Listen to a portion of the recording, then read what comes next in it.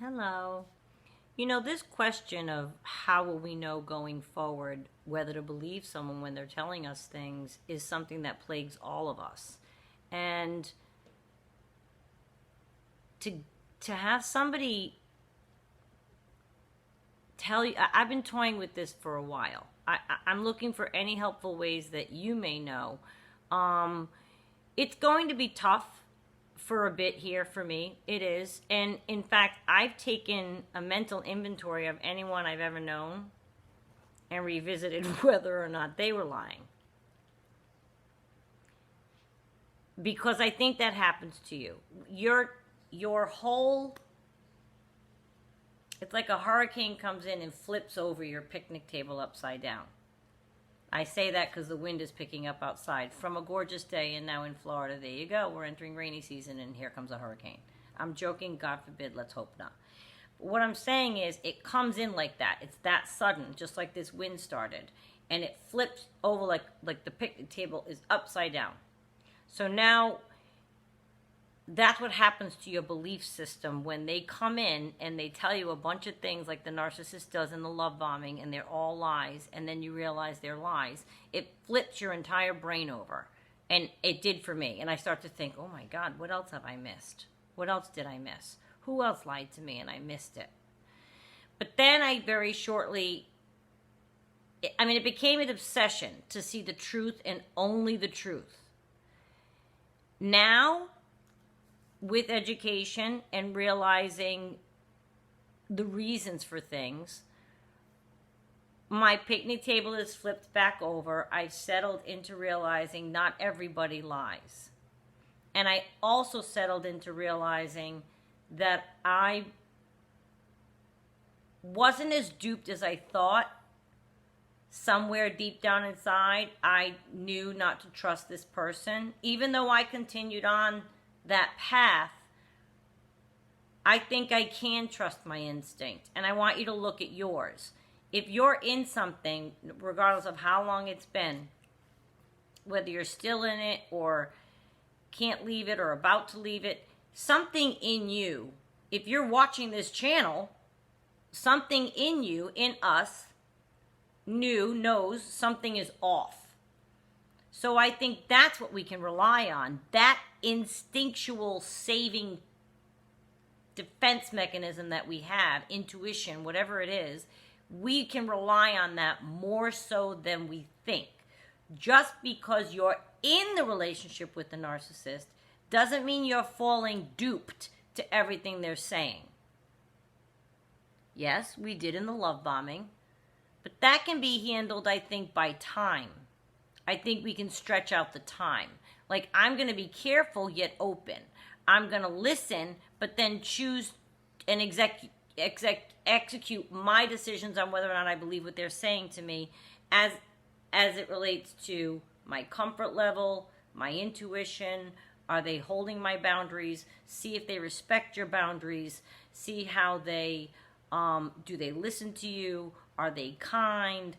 There are of course, all the reasons you can see if somebody is lying too. Employ those as well. We've all seen enough Criminal Minds episodes to be able to tell if somebody's lying physically. They don't look at you. They involve too much detail. They fidget around. You know what I mean? You can tell. And you might say, well, we couldn't tell in love bombing. Well, they were putting on an act. And every fiber of their being was selling that act to you. I was moving along in my life and didn't even want a relationship. And I said to him, you seem like a player. Please skip me. I'm a good kid. Please don't bother me. He sold the relationship to me. He sold it to me. Dragged me out of me not wanting to be in a relationship and sold it to me. So during the love bombing, I guess there were a couple of things I'd like to think that I thought were true. But from date one, I knew he wasn't a trustworthy person. So then deep down inside, deep down under the layer of me trying to believe this is Cinderella, underneath that layer, I think I knew way inside, I definitely knew this guy was bad news. So intuition, right? Intuition. Taylor Swift. I knew you were trouble when you walked in.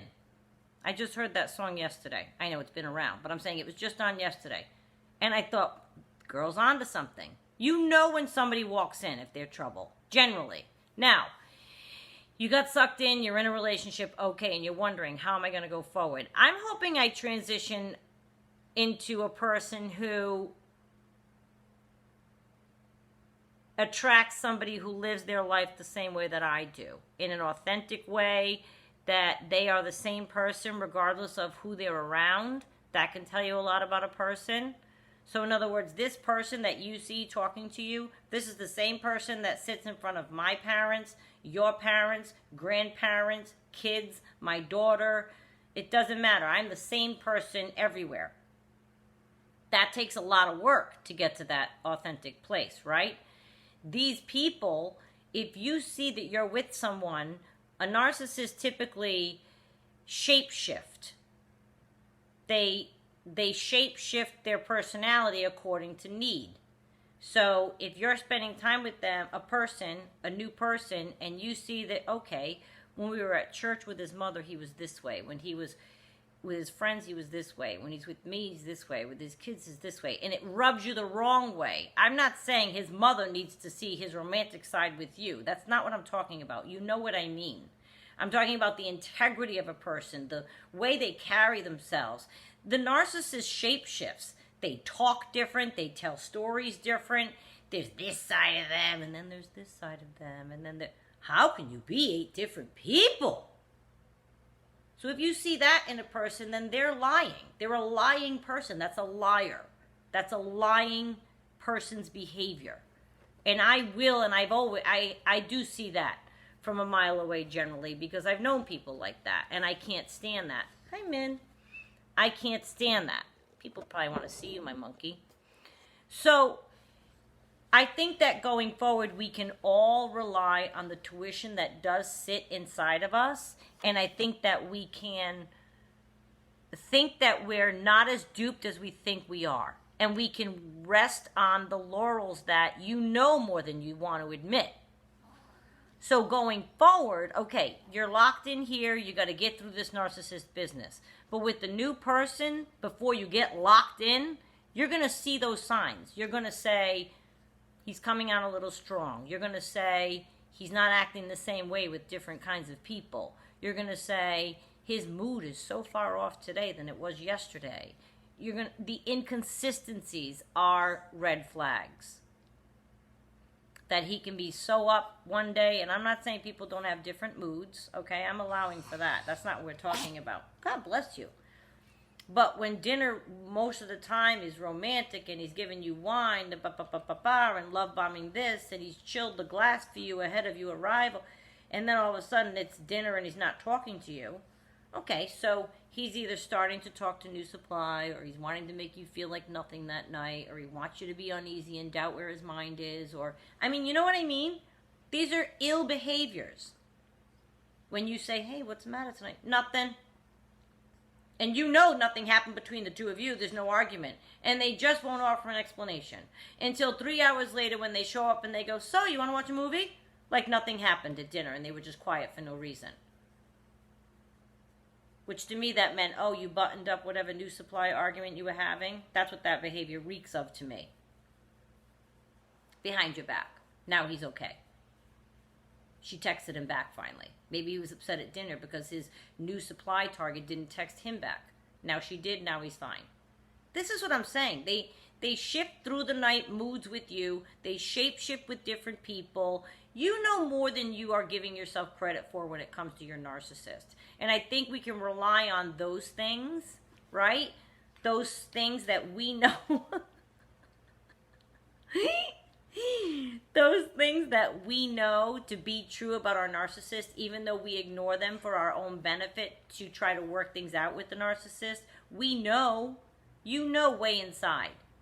So that's what we have to rely on. So I think that we will know in the future if somebody's lying. And I don't mean every little detail. They may tell you a story that sounds plausible and whatever, and maybe they got a detail wrong. Most people exaggerate or slant the narrative to be in their favor. I think we've all known that. So you have to slice, 15% off the top, no matter who's telling you something. it's always going to be slanted towards their narrative, right? I mean, I think that's human nature. I think that is definitely human nature, all of us, even if we don't like to admit it to ourselves, right?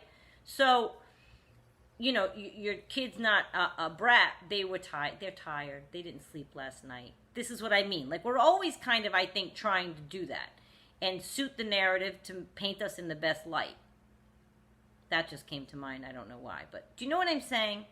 So I think going forward, you're going to recognize with people if they change their tune, if they're in different company, if they use flowery language and excessive details, and you can challenge that and nip it right in the bud and not spend even date number 2 with that person.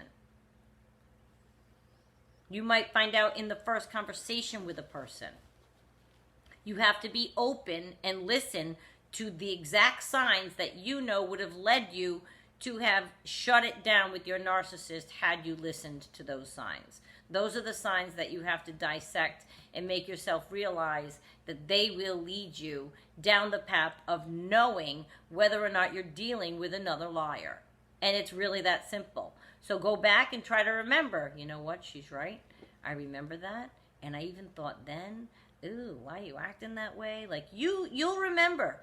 Dissect the first 3 dates. Just try to remember the first 3 times you were with them, or the first month you were with them, and the first few different times they were around different people and such. And when you first realize something's off with this person, and that feeling, that first time you realize something off, that's what you're going to rely on going forward. Because the next time you feel it for the first time, you're going to listen to it, dissect it, deal with it right then, out loud with the person, judge their reaction, and act accordingly. So that's what we're going to do going forward. Okay.